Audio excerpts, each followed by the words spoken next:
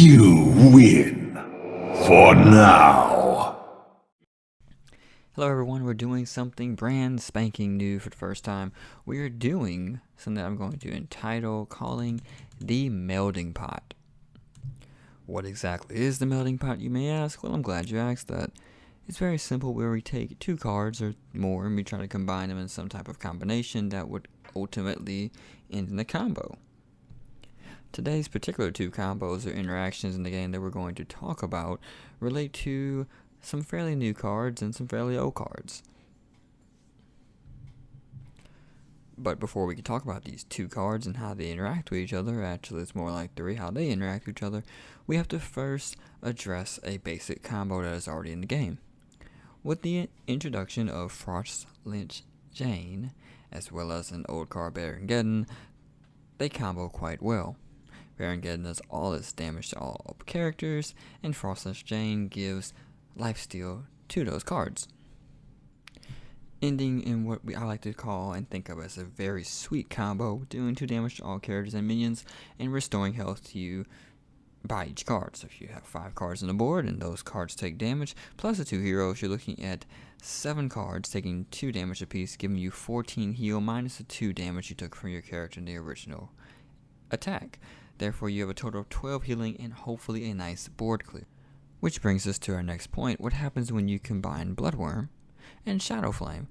Bloodworm has lifesteal, and Shadow Flame, everyone pretty knows what Shadow Flame does at this point. It destroys a friendly minion and deals its attacking damage to all enemy minions. However,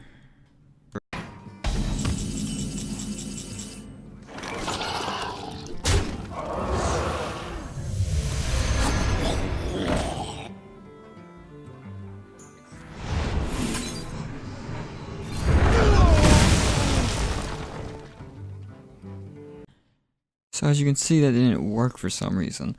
Shadow Flame and Bloodworm, which totally should have worked when you think about it on paper, did not work. But why is that? However, in order to answer this question, we must also see what happens when you use Stubborn Gastropod and Shadow Flame as well. 2 cards which, once again, should have a similar effect. Gastropod is poisonous, dealing poisonous damage, should affect all minions, yes? But it does not.